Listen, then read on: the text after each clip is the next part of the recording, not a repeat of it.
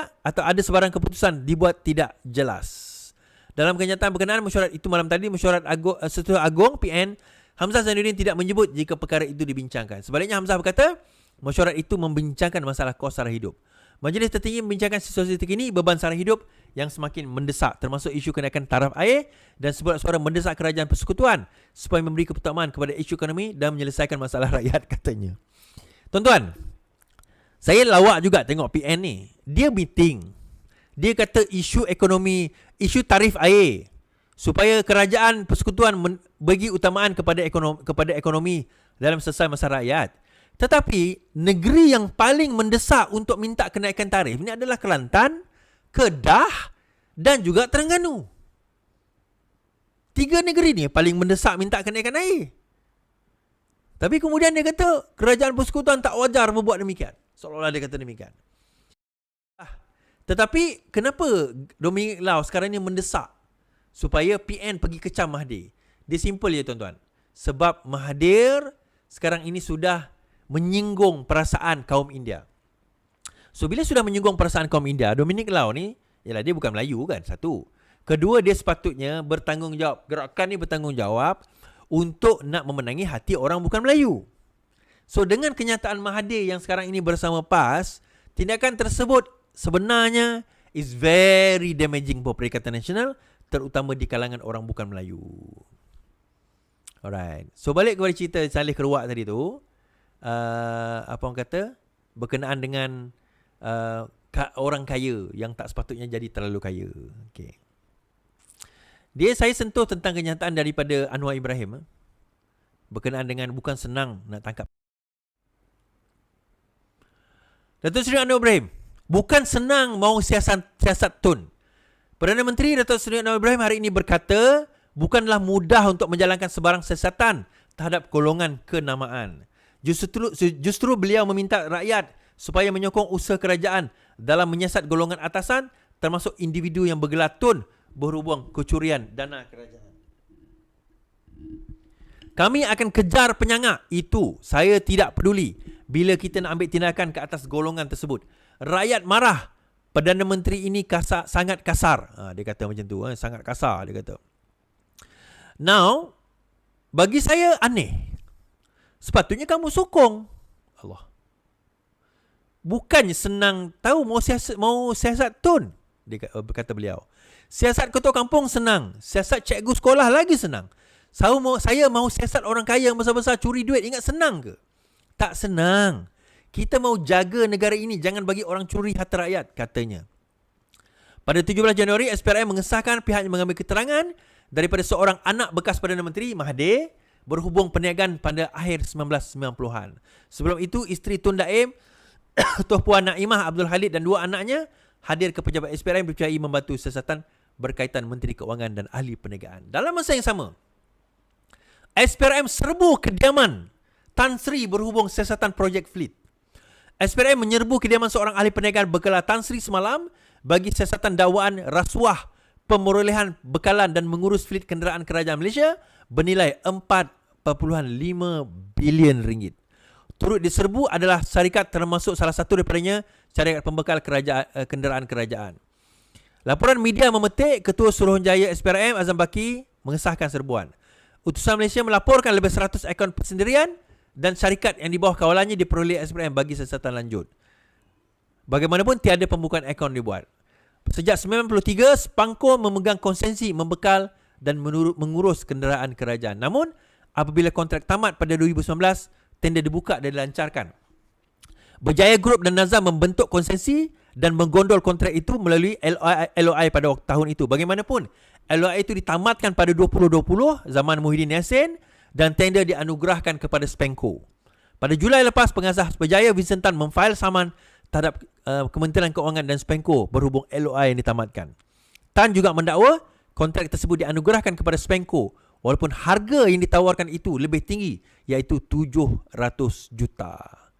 Untuk maklumat tuan-tuan dan puan, saya ada satu interview yang saya buat dengan Dr. Mazli Malik berkenaan dengan isu ini. Mari kita dengar. Tan daripada Berjaya pergi saman kerajaan daripada isu Spangko. Isu Nazar dan Berjaya di reject LOI kemudian apa orang kata dapat kepada Sepangko. Okey, kita pun terkejut juga macam mana sebuah syarikat yang 700 million more got the project berbanding dengan Vincent Tan. What happened? Mungkin boleh cerita. Ini sebenarnya rakyat tak clear apa isu ni. Tapi kalau mereka tahu isu ni, mereka akan timbul satu persoalan besar, bersih ke Mahyudin ni? Yes. Apa yang berlaku? Tadi yang disebutkan, dia panggil tender fleet car. Fleet car itulah, iaitu membekalkan kereta kepada kerajaan. Kereta yang menteri pakai, timbalan-timbalan menteri pakai, KSU pakai, pegawai besar kerajaan pakai.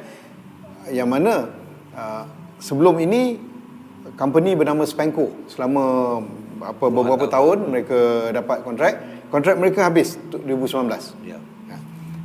Dan bila buka tender, akhirnya shortlisted 3 company. Yang akan tentukan siapa dapat ialah kabinet. Sebab dia melibatkan 4 billion. 4 billion. Jadi bila dibawa ke kabinet, kita lihat yang mana paling murah. Satu, dan mana servis paling bagus. Dan bila kita bincang antara 3 ni, yang paling murah ialah Nazar Berjaya. Nazar Berjaya lah. Nazar. Waktu tu Nazar lah. Yalah. Sebab kita nampak ada syarikat kereta. Nazar, mereka paling murah. Dan servis mereka bagus dan mereka punya cawangan untuk servis center semua. Yang paling mahal Spanco. Jarak beza antara Nazar dan Spanco 700 juta. Bukan 700 ringgit. Bukan 700 ribu, 700 juta. Okey. Akhirnya kabinet putuskan Nazar dapat. Kabinet 2019. 2019 Nazar Berjaya dapat. Bila bertukar kerajaan sampai Sheraton, siapa itu? Pada waktu itu kerajaan di bawah pimpinan Mahyudin tukarkan, dia batalkan Nazar, berikan kepada Spanco yang 700 juta lebih mahal. Persoalannya, dan ini telah dibawa oleh Datuk Seri Anwar waktu menjadi ketua pembangkang kat Parlimen, kenapa berikan kepada syarikat yang lebih mahal di waktu kita tak ada duit? Di waktu COVID, di waktu rakyat menderita, apa logiknya beri kepada syarikat yang 700 juta lebih mahal? Kan? Takkan tak ada duit involve. Kan?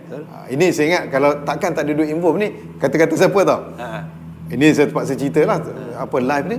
Kata-kata bosku, Najib. Oh yes, dia bangkitkan benda tu. Takkan tak ada duit involve, dia kata takkan tak dapat sesuatu. Dia tak cakap dekat Parlimen. Tetapi ketika perbualan, dia dah ajak saya ke rumah dia. I see. Waktu tu saya tengah bincang untuk minta dia sokong plan pendidikan pasca Covid. Sebab kita lihat pada waktu tu menteri kerajaan di bawah Mahyudin dan juga menteri Razif Jidin tak buat plan post Covid. Negara dunia lain semua selepas Covid mereka buat long term plan.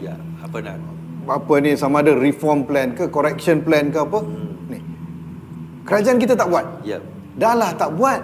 Kerja je tutup tutup sekolah buka sekolah. Tutup sekolah buka sekolah. Kemudian suruh cikgu buat report. Cikgu buat report suruh buat yang elok-elok semua. Kan? Jadi memang menderita. Cikgu dengan mereka punya sakit belakang, burn out semua tak diambil peduli. Budak-budak terbiar. Jadi tak ada ni. Jadi saya buat plan pendidikan. Saya pernah bentangkan, siapa lihat dekat Parlimen pun saya buat. Dan saya berjumpa dengan semua ketua-ketua parti. Jumpa dengan Datuk Zaid Amin. Okay. So Dr. Mazli Malik pun telah tentang isu Spanco tersebut. Dan tuan-tuan dah dengar sendiri tadi, 700 juta lebih daripada yang ditawarkan oleh Nazar dan Berjaya pada waktu itu. So soalan dia, kata Najib bagi tahu dengan inilah dengan Dr. Mazli, takkan tak dapat apa-apa. Takkan tak dapat apa-apa. Okay. Kenyataan daripada SPRM, rumah pemilik syarikat Spanco diserbu SPRM. SPRM menyerbu seorang ahli perniagaan bergelar Tan Sri malam tadi berkenaan siasatan kontrak pembekalan dan pengurusan kenderaan menurut laporan utusan Malaysia. SPRM turut menyerbu 4 syarikat yang terlibat dalam kontrak dikatakan bernilai lebih 4 bilion ringgit. So tuan-tuan, nampak gayanya kerajaan ni sangat serius dalam nak menangani isu ini.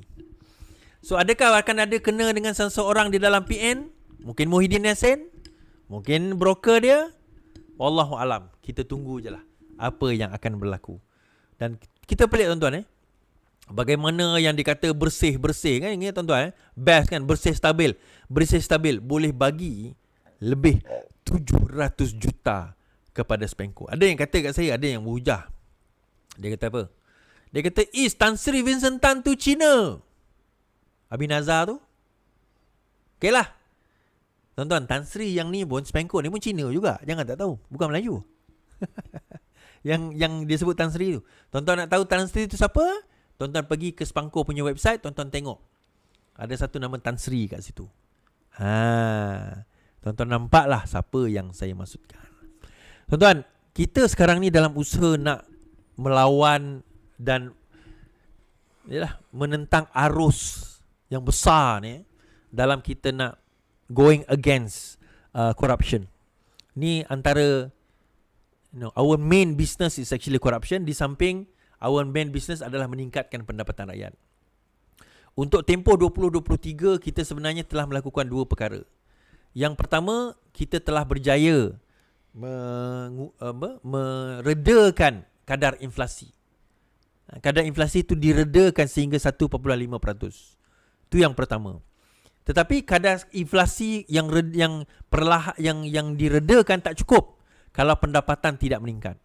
Untuk maklumat tuan-tuan dan puan-puan, pada tahun ini kerajaan telah mengkaji balik gaji pegawai-pegawai kerajaan dan insya-Allah implementasinya, kalau tak silap saya, pada tahun ini untuk pegawai kerajaan akan dapat tangga gaji baru, dan dalam masa yang sama gaji progresif juga diperkenalkan, dan insya-Allah berkemungkinan pada 2025 gaji progresif itu akan mula dilaksanakan. 2024 ni 23 kajian, 24 penerapan, dan juga mungkin ada detail-detail yang perlu nak di fine tune, mungkin juga testing dan sebagainya. 2025 nanti kalau tak silap saya adalah pelaksanaan gaji progresif, di mana ada kerajaan memberikan bantuan kepada syarikat-syarikat swasta yang ingin menambah atau meningkatkan